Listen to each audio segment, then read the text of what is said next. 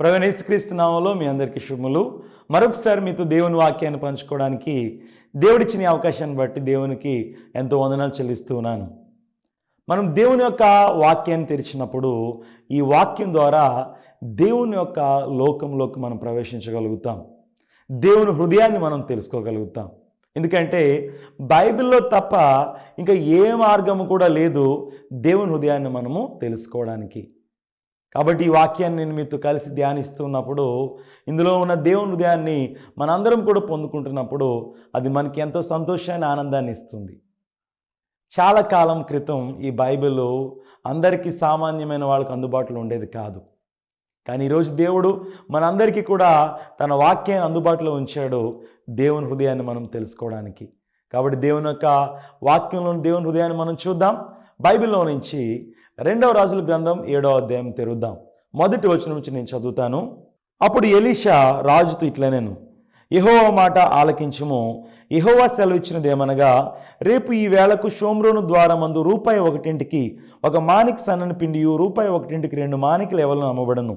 అందుకు ఎవరి చేతి మీద రాజు ఆనుకుని ఉండునో ఆ అధిపతి యెహోవా ఆకాశమందు కిటికీలు తెరిచినను అలాగూ జరుగునని దైవజనునికి ప్రత్యుత్తరమేయగా, అతడు నీవు కనులారా దానిని చూచెదవు గాని దానిని తినకుందు అని అతనితో చెప్పాను.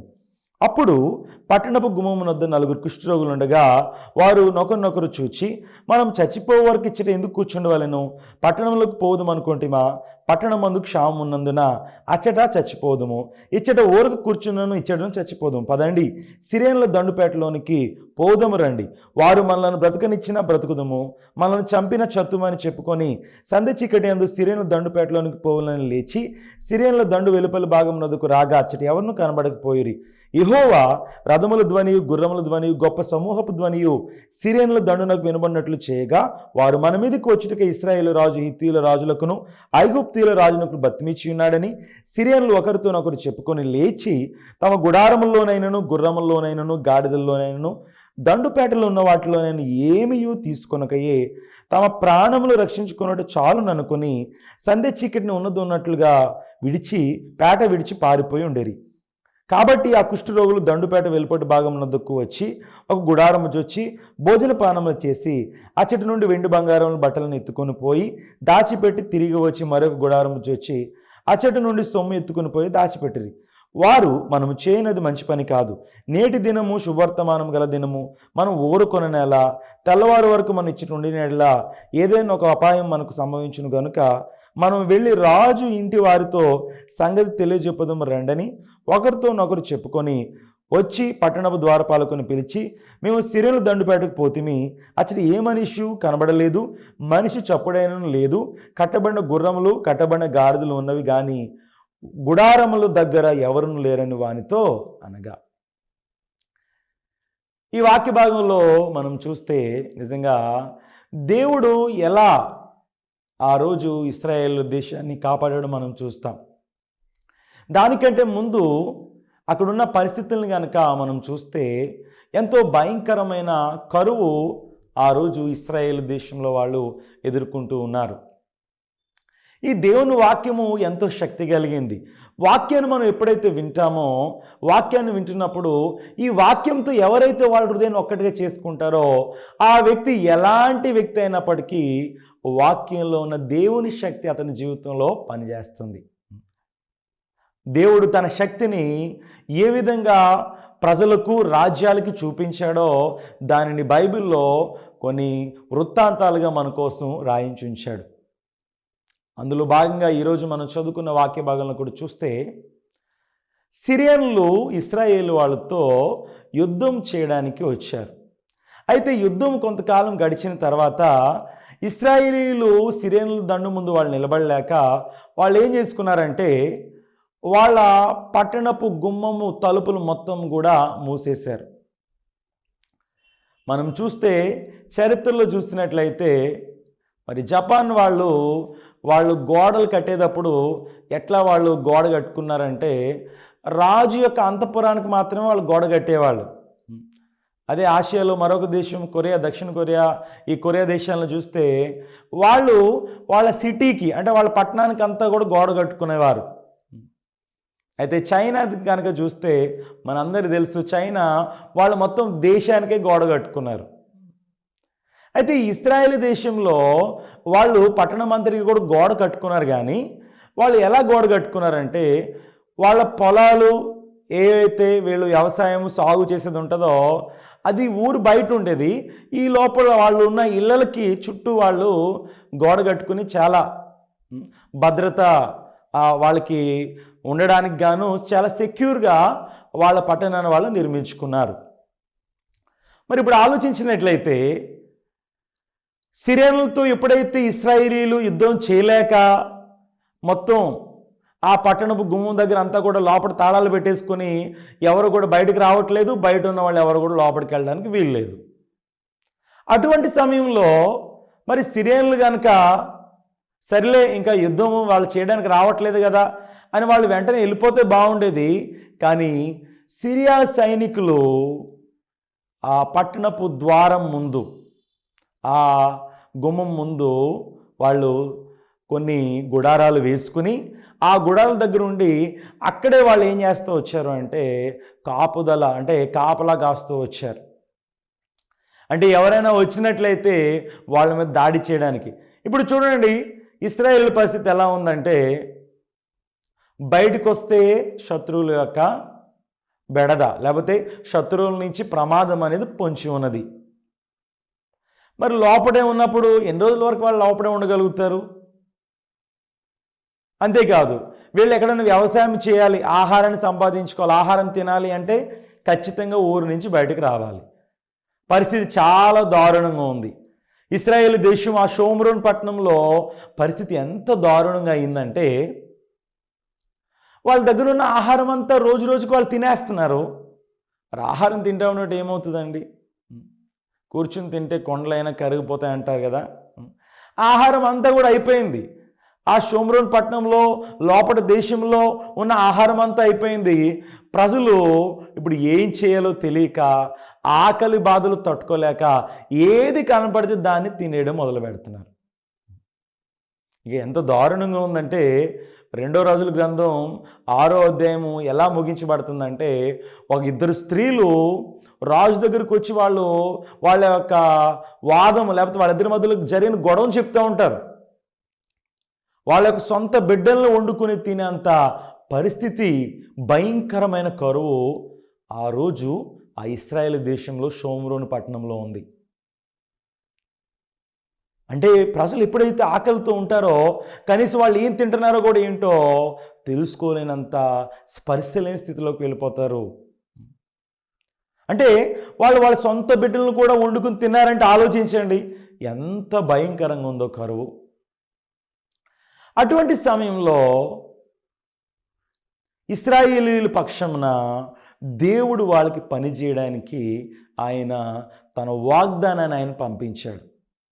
చూడండి, చాలాసార్లు మనకు కొన్ని కష్టమైన పరిస్థితులు ఉన్నప్పుడు, మనం అనుకున్న పరిస్థితులు అనుకున్నట్టుగా జరగనప్పుడు, మనం ఊహించిన పరిస్థితులు వచ్చినప్పుడు మనం చాలాసార్లు అనుకుంటాం, దేవుడు ఉన్నాడా, దేవుడు ఉంటే ఎందుకు ఈ కష్టం వచ్చింది, దేవుడు నాకు సహాయం చేస్తాం లేదా అనుకుంటాం. కానీ మన కష్టకాలంలోనూ ఇబ్బంది కాలంలోనూ మనకి ఎల్లప్పుడూ తోడుగా దేవుడు ఉన్నాడు.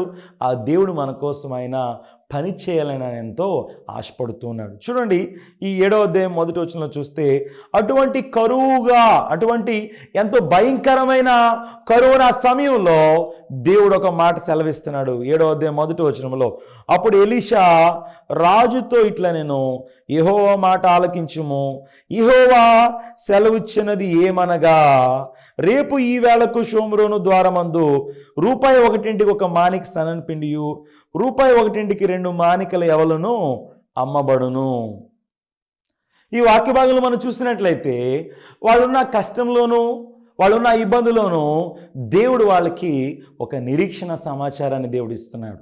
అదేమిటంటే, రేపు ఈ వేళకు, అటువంటి భయంకరమైన కరువు, ఎంత భయంకరమైన కరువు అంటే తమ సొంత బిడ్డలను కూడా వండుకుని తినేంత భయంకరమైన కరువున్న సమయంలో దేవుడు ఆయన వాగ్దానం ఇస్తున్నాడు దైవ సేవకుడైన ఎలీషా ద్వారా. రేపు ఈ వేళకు షోమ్రోను ద్వారమందు రూపాయి ఒకటింటికి ఒక మానిక సన్నని పిండియు రూపాయి ఒకటింటికి 2 మానికల ఎవలను అమ్మబడును. అంతకుముందు రోజేమో ఎంతో భయంకరంగా ఉంది కరువు, పిల్లలను కూడా తినేసుకున్నంత భయంకరంగా ఉంది. కానీ ఒకే రోజులు ఎలా జరిగిపోతుంది? మనం ఆలోచిస్తే ఇక్కడ వాగ్దానాన్ని ఇస్తుంది ఎవరు అంటే దేవుడు వాగ్దానం ఇస్తున్నాడు. దేవుని యొక్క వాగ్దానంతో ఎవరైతే వాళ్ళ హృదయాన్ని ఒక్కటిగా చేసుకుంటారో వాళ్ళ జీవితంలో దేవుడి పనిని చూడగలుగుతారు. కానీ ఎవరైతే దేవుని యొక్క వాక్యంతో వాళ్ళ హృదయాన్ని వేరుగా ఉంచుకుంటారో, దేవుడి మాటని ఎవరైతే అంగీకరించారో వాళ్ళ జీవితంలో దేవుడు వాళ్ళ కోసం పనిచేయలేడు. ప్రియమైన స్నేహితులారా, దేవుడు ఈ కష్టకాలంలో ఉన్న ఇశ్రాయేలీయుల మీద ఆయన కరుణ చూపించాలనుకుంటున్నాడు. అందుకే దేవుడు తన వాగ్దానాన్ని ఇస్తున్నాడు.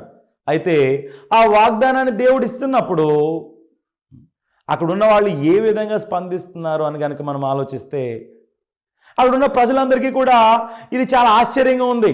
ఈ మాట వినగానే, ఏంటి రేపు ఈ వేళకు ఒక రూపాయికి ఒక మానికి సన్నని పిండి, రూపాయి ఒకటింటికి 2 మానికలు ఎవరు అమ్మబడతాయా? ఇంత చీప్గానా? ఎలా జరుగుద్ది? వావ్! దేవుడు మన కోసం పని చేయబోతున్నాడు. ఆ మాట విన్నప్పుడు సాధారణంగా ఉన్న ప్రజలకి వీళ్ళందరికీ కూడా ఒక నిరీక్షణ కలిగితే, అక్కడ ఒక వ్యక్తి ఉన్నాడు. రాజు ఎవరి చేతి మీద అయితే ఆనుకుంటాడో, మీరు 2వ వచనంలో చూస్తే 2 రాజుల గ్రంథం 7వ అధ్యాయం 2వ వచనంలో, అందుకు ఎవరి చేతి మీద రాజు ఆనుకొని ఉండెనో ఆ అధిపతి యెహోవా ఆకాశమందు కిటికీలు తెరిచినను అలాగూ జరుగున అని దైవజను ప్రత్యుత్తరం ఇయ్యగా, అతడు నీవు కనులారా దాన్ని చూచెదువు గాని దానిని తినకుందు అని అతనితో చెప్పాను. ప్రజలు దేవుని యొక్క వాక్యాన్ని వింటూ ఉన్నప్పుడు ఎవరైతే వాళ్ళ హృదయాన్ని దేవుని వాక్యంతో ఒక్కటిగా చేసుకుంటారో వాళ్ళ జీవితంలో దేవుడి పనిని చూడగలుగుతారు. కానీ ఎవరి హృదయం అయితే దేవుని వాక్యంతో ఒక్కటవదో దేవుని యొక్క మాటలతో వాళ్ళకి పని చేయడానికి ఇది కూడా లేదు. ఎందుకంటే వాళ్ళ సొంత ఆలోచనలు ఉన్నాయి. ఈరోజు ఈ వాక్య భాగంలో ఉన్న వ్యక్తి రాజు ఎవరిని చేతి మీద ఆనుకుంటాడో ఆ అధిపతి హృదయం ఎలా ఉందంటే, ఎంత భారంగా ఉంది కరువు, పిల్లలను కూడా వండుకుని తినేంత పరిస్థితి ఉంది, పావురూపు రెట్టను కూడా అమ్ముతూ ఉంటుంటే జనాలు కొనుక్కుని తింటున్నారు కదా. ఇంత భారమైన కరువు ఉన్న సమయంలో ఇప్పుడుకిప్పుడుగా అంటే రేపు ఈ వేళకు రూపాయి ఒకటింటికి ఒక మానికి సన్నని పిండి, రూపాయి ఒకటింటికి 2 మానికలు ఎవరు అమ్మబడతాయా? అసలు ఇది ఎలా జరుగుతుంది? ఇతను హృదయంలో కనుక ఆలోచిస్తే ఇతను దేవుడు చెప్తున్న మాటను తన యొక్క సొంత మానవ పద్ధతిలో ఆలోచిస్తూ ఉన్నాడు, మానవ జ్ఞానంతో ఆలోచిస్తూ ఉన్నాడు. బైబిల్లో మనం చూస్తే బైబిల్ స్పష్టంగా తెలియజేస్తుంది, ఈ వాయుమండల సంబంధి అధిపతి అని సాతానుడు మనుషులందరినీ ప్రేరేపిస్తూ ఉన్నాడు, ఆలోచనల్ని మోసం చేస్తూ దేవుని వాక్యాన్ని నమ్మనివ్వకుండా చేస్తున్నాడు. అందుకే ప్రజలకు ఈరోజు వాళ్ళు ఏదైతే వాళ్ళ కనులతో చూస్తారో, వాళ్ళకి ఏదైతే అర్థమవుతుందో, వాళ్ళకి ఏదైతే నమ్మశక్యంగా ఉంటుందో వాటిని నమ్మగలుగుతున్నారు. కానీ దేవుడు చెప్పే మాటని ప్రజలు నమ్మలేకపోతున్నారు. ఈ అధిపతి దేవుని యొక్క దైవ సేవకుడు చెప్తున్న మాట అంటే దేవుడు ఇస్తున్న నిరీక్షణని ఇతను ఏం చేస్తున్నాడంటే తన ఆలోచన ద్వారా చంపివేస్తున్నాడు. నిరీక్షణను ప్రజలు కోల్పోయేలా చేస్తున్నాడు. అటు పరిస్థితి ఎలా ఉంది? ఒక 4 రోజులు, 2 నెలలు, 3 నెలలు ఇలా ఎంతసేపు నుంచి ఎంత సమయం నుంచి వాళ్ళు ఆహారం లేకున్నారో తెలియదు. లోపల షోమ్రోను పట్ల ఉన్న పరిస్థితి ఏంటంటే ఒక్కొక్కరు ఆహారం లేకుండా చనిపోతూ ఉన్నారు. ఇటువంటి సమయంలో దేవుడు తన పనిని జరిగించడం కోసం దేవుడు ఇశ్రాయేలీయుల మీద కనికరం చూపించి తన వాగ్దానాన్ని ఇస్తూ ఉంటే ఈ అధిపతి ఏమంటున్నాడు? యెహోవా ఆకాశం నుంచి కిటికీలు తెరిచినా సరే ఇది జరగదు. తనకున్న జ్ఞానంతో తనకున్న అనుభవంతో అతను మాట్లాడుతున్నాడు. కానీ అతను ఇంకో పక్కన దేవుడు దైవ సేవకుడి ద్వారా చెప్తున్న మాటను తృణీకరిస్తున్నాడు. దైవ సేవకుడు అంటే ఈరోజు ఎవరు? దేవుని యొక్క హృదయాన్ని తెలియజేసేవాడు. అందుకే ప్రవక్త ఎలీషా అతనితో చెప్పిన మాట ఏంటంటే, అతడు నీవు కనులారా దానిని చూచెతువు గాని దానిని తినకుందు అని అతనితో చెప్పెను. ఈ బైబిల్లో ఉన్న 66 పుస్తకాల్లో కూడా ఆదికాండం నుంచి ప్రకటన గ్రంథం వరకు దేవుడు తన హృదయాన్ని రాయించాడు. ఈ బైబిల్లో ఉన్న ఏ మాట కూడా అబద్ధం కాదు. బైబిల్లో రోమపత్రిక 3:4 వాక్యం సెలవిస్తుంది, ప్రతి మనుషుడు అబద్ధికుడు అగును గాని దేవుడు సత్యవంతుడు కాక తీరడు. ఈరోజు మనం అనుకుంటుంది, మనం చూస్తుంది, మనకు అనిపించింది అబద్ధం అవ్వచ్చు, కానీ దేవుడు చెప్తున్న మాట అది ఎప్పటికీ అబద్ధం కాదు. కానీ ఈ మాట నమ్మడానికి ప్రజల హృదయంలో ధైర్యం అనేది లేదు. ఈ మాటను విశ్వసించడానికి ప్రజల హృదయంలో వాళ్ళ ఆలోచనలు వాళ్ళు త్రోసివేయలేకపోతున్నారు. ప్రేమ స్నేహితులారా, ఈరోజు దేవుని యొక్క వాక్యం ముందు కనుక నీ ఆలోచనలు త్రోసివేయగలిగినట్లయితే దేవుడు ఎంతో శక్తివంతంగా నీ జీవితంలో పనిచేయాలనుకుంటున్నాడు. ఆ అధిపతి యొక్క హృదయాన్ని కనుక చూస్తే దేవుడు ఏదైతే నిరీక్షణ ఇస్తున్నాడో, దేవుడు ఏదైతే కార్యాన్ని చేస్తున్నాడో ఆ కార్యాన్ని అతను అడ్డుకుంటూ ఉన్నాడు. దేవుని యొక్క వాగ్దానంతో మన హృదయాన్ని ఎప్పుడైతే ఒక్కటిగా చేసుకుంటామో ఆయన మన జీవితంలో పని చేయడు అన్నది లేదు. ఖచ్చితంగా దేవుడు పని చేయాలనుకుంటున్నాడు. ఇప్పుడు మనం ఆలోచిద్దాం, ఈ వాగ్దానాన్ని ఇచ్చిన దేవుడు వాగ్దానం కోసం ఎలా పని చేస్తున్నాడు అంటే, చూడండి 3వ వచనంలో, అప్పుడు పట్టణపు గుమ్మమునొద్ద 4 కుష్ఠరోగులు ఉండగా వారు ఒకరినొకరు చూచి మనము చచ్చిపోవు వరకు ఇచ్చట ఎందుకు కూర్చుండవలెను? పట్టణంలోకి పోవుదాం అనుకుంటేమా? పట్టణమందు క్షామమున్నందున అచ్చట చచ్చిపోదుము, ఇచ్చట ఊర కూర్చున్నను ఇచ్చడను చచ్చిపోదుము. పదండి, సిరియన్ల దండుపేటలోనికి పోదాము రండి. వారు మనల్ని బ్రతుకనిచ్చినా బ్రతుకుదము, మనలను చంపిన చత్తుము అని చెప్పుకొని సంధి చీకటేందు సిరియన్ల దండుపేటలోనికి పోవనని లేచి. వావ్! దేవుడు ఆయన ఏదైతే వాగ్దానాన్ని ఇచ్చాడో ఆ వాగ్దానం కోసం ఆయన పనిచేస్తూ ఉన్నాడు. ఈ 4 కుష్ఠరోగుల్ని దేవుడు ప్రేరేపిస్తున్నాడు. దేవుడు తన యొక్క జ్ఞానాన్ని వాళ్ళకి ఇస్తున్నాడు. తన యొక్క వివేకంతో వాళ్ళ హృదయాన్ని ప్రేరేపిస్తూ ఉన్నాడు. ఈ 4 కుష్ఠరోగులు మాట్లాడుకుంటున్నారు. వాస్తవానికి వీళ్ళు ఎందుకు ఉన్నారు బయట అంటే, మరి ఆ రోజుల్లో ఇశ్రాయేలీల కుటుంబాల్లో కుష్ఠరోగం వచ్చిన వాళ్ళు మరి ఊరికి వెలుపల వాళ్ళకి ఒక కాలనీ ఉండేది, కుష్ఠరోగుల కాలనీ. వాళ్ళందరూ కూడా అక్కడే ఉండేవాళ్ళు. మరి ఈ లోపల ఊరిలో ఉన్న వాళ్ళు, వాళ్ళకి తెలిసిన బంధువులు, ఇంట్లో ఉన్నవాళ్ళు వాళ్ళకి రోజు కూడా ఆహారం తీసుకెళ్ళి ఆహారం ఇస్తూ ఉండేవారు. కానీ ఇప్పుడు ఆలోచించండి, ఊరి తలుపులన్నీ వేయబడ్డాయి, పట్టణపు తలుపులు వేయబడ్డాయి. పోనీ అక్కడికి వచ్చి గేటు దగ్గరికి వచ్చి నిలబడితే ఎవరైనా ఆహారం ఇస్తారంటే లోపల ఉన్న వాళ్ళు కూడా ఆకలితో ఉన్నారు. లోపట్లో ఉన్న వాళ్ళు ఆకలితో ఉన్నారంటే కుష్ఠరోగులు కూడా ఆకలితో ఉన్నారు. వీళ్ళకి ఆహారం తీసుకొచ్చే వాళ్ళు ఎవరూ లేరు. వీళ్ళు ఎక్కడికైనా వెళ్ళి ఆహారం పొందుకుందామన్నా సరే ఎటువంటి పరిస్థితి కూడా వీళ్ళకి లేదు. అటువంటి సమయంలో దేవుడు ఆయన ఇచ్చిన వాగ్దానం ప్రకారం ఆయన పనిచేస్తూ ఉన్నాడు. వీళ్ళ హృదయంలో దేవుడు జ్ఞానాన్ని కలిగిస్తున్నాడు. దేవుడు వాళ్ళ హృదయాన్ని ప్రేరేపిస్తూ, మనం ఇక్కడ ఉన్నా సరే ఇక్కడ ఆకలితో చనిపోతాం. ఒకవేళ పట్టణంలోకి వెళ్ళామా, అక్కడ కూడా కరువు ఉంది కాబట్టి అక్కడికి వెళ్ళినా సరే మనం ఆకలితో చనిపోతాం. పదండి, మనము సిరియన్ల దండుపేటలోనికి వెళ్దాం, ఆ శత్రువులు ఎక్కడున్నారో అక్కడికే వెళ్దాం. ఒకవేళ వాళ్ళు మనల్ని బ్రతకనిస్తే మనం బ్రతుకుదాం, వాళ్ళకి మనల్ని చంపనిస్తే మనం చనిపోదాం. వాళ్ళు మాట్లాడుకుంటున్నప్పుడు ఎన్నో విషయాలు గుర్తు తెచ్చుకుంటూ ఉండొచ్చు. నిజంగా మనం వెళ్తే అక్కడ శత్రువులు మనల్ని బ్రతకనిస్తారో లేదో, వెళ్దామా వద్దా, చేద్దామా వద్దా, ఇలాంటి ఎన్నో రకాల ఆలోచనలు వచ్చి ఉండొచ్చు. కానీ దేవుడు ఏం చేస్తున్నాడంటే వాళ్ళ అడుగుల్ని స్థిరపరుస్తూ ఉన్నాడు. దేవుడు వాళ్ళని ముందుకు నడిపిస్తూ ఉన్నాడు. దేవుడు ఆయన వాగ్దానాన్ని ఇచ్చినప్పుడు ఆ వాగ్దానం కోసం ఖచ్చితంగా పనిచేసే దేవుడు మన దేవుడు. అది ఎటువంటి కష్టమైన పరిస్థితి అయినప్పటికీ. అవును, ఆ అధిపతి చూసినప్పుడు అతనికి అది ఎలా అనిపించవచ్చు అంటే ఇది ఒక అసాధ్యంగా అనిపించవచ్చు. యెహోవా కిటికీలు తెరిచినా సరే ఇది ఎలా జరుగుద్ది అని అంటున్నాడు అంటే, ఇతని హృదయంలో తను అంత పరిస్థితిని అంత చక్కగా అర్థం చేసుకున్నాను, అతను అంత బాగానే మాట్లాడుతున్నట్టుగా అనుకుంటున్నాడు. కానీ ఇది అతని కళ్ళకి దేవుడు మాటను అతను తృణీకరిస్తూ ఉన్నాడు. కానీ మరో పక్కన చూస్తే ఈ నలుగురు కుష్ఠరోగుల్లో అంతకుముందు ఎప్పుడూ లేని నూతనమైన హృదయం వాళ్ళని నడిపిస్తూ ఉంది. వాళ్ళు ఇప్పుడు ఒకళ్ళనొకళ్ళు ప్రోత్సహించుకుంటూ ఈ నలుగురు బయలుదేరుతూ ఉన్నారు. వీళ్ళు నలుగురు కుష్ఠరోగులే.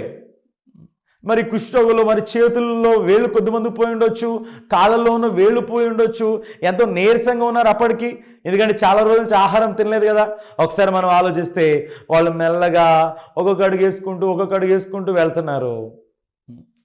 ఒకవేళ మార్గ మధ్యలో ఆ నలుగురిలో ఒక అతను, అరే నేను ఇంకా రాలేను, దయచేసి ఏమనుకోవద్దు, మీరు వెళ్తే మీరు వెళ్ళి అక్కడ ఆహారం తినండి, ఇంకా నా వల్ల కాదు, నేనేం చేయలేను ఒకదంటే మళ్ళా వాళ్ళు అలా కాదు, మనం వెళ్దాం, మనం వెళ్ళి చూద్దాం.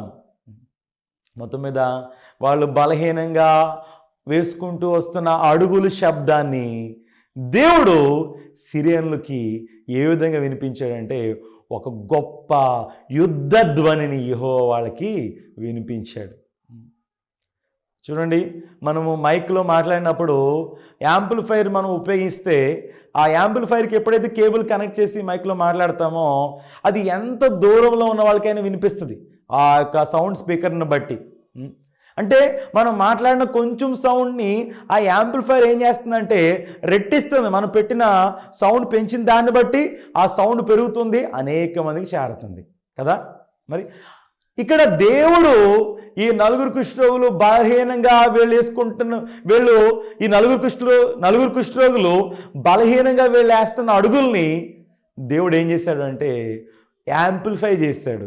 ఆ శబ్దాన్ని దేవుడు యుద్ధ ధ్వనిలాగా దేవుడు చేశాడు. ఇక్కడ ఈ వాక్య భాగాన్ని 2 రాజుల గ్రంథం 7వ అధ్యాయము 6వ వచనం చూసినట్లయితే, యెహోవా రథముల ధ్వనియు గుర్రముల ధ్వనియు గొప్ప సమూహపు ధ్వనియు సిరియన్ల దండునకు వినబడినట్లు చేయగా.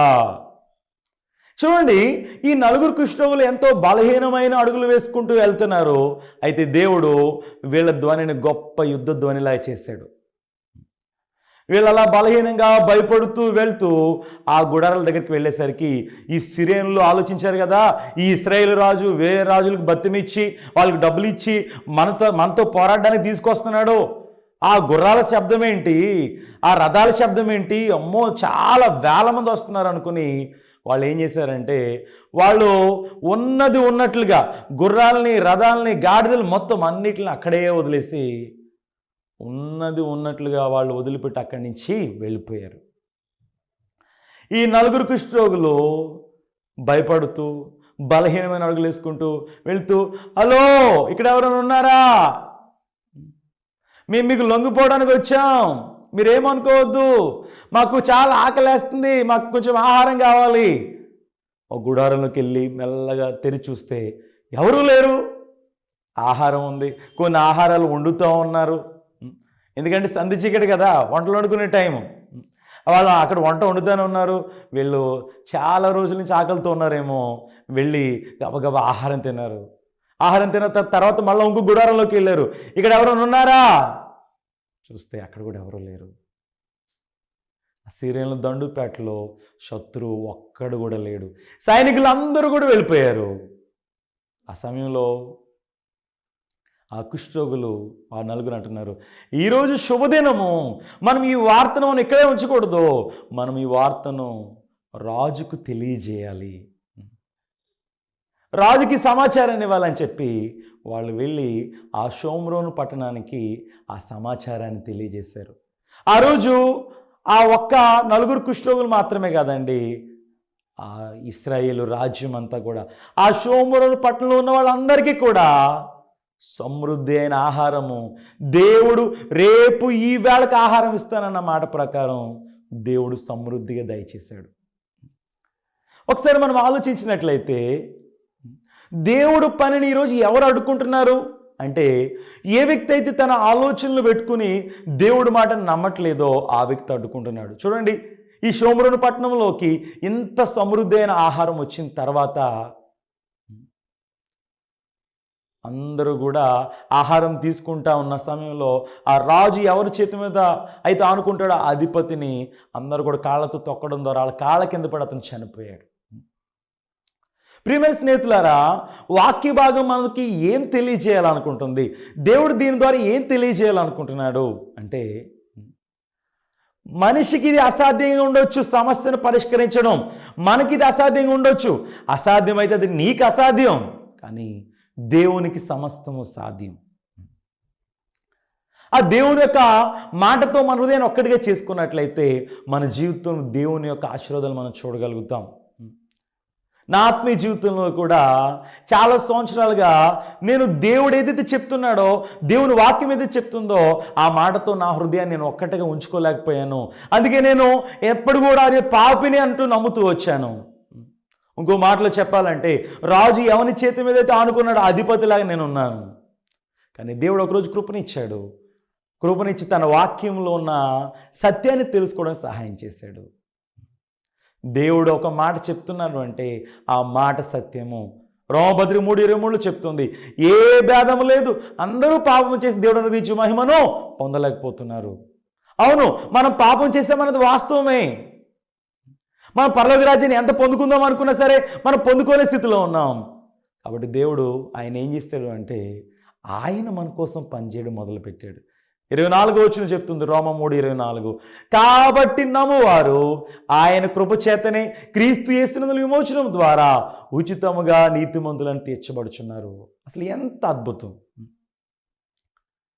మన ఆలోచనలో కనుక ఆ అధిపతిలాగా ఇంకా మన ఆలోచనలు నమ్ముతున్నట్లయితే మన దృష్టికి మనం ఇంకా పాపులుగా మనం అనిపిస్తాం. కానీ దేవుడు ఏం చెప్తున్నాడో మనం బైబిల్లో ఉన్న మాటను చూస్తే ఆయన చెప్తున్నాడు, నీ పాపములన్నింటినీ సమాప్తం చేశాను, నీ పాపములన్నింటినీ హిమము కంటే తెల్లగా కడిగివేశాను అని దేవుడు చెప్తున్నాడు. ఈరోజు దేవుని ముందు మన ఆలోచనలు మనం పక్కన పెట్టి దేవుడి మాట చెప్పాడంటే దేవుడు చేస్తాడు.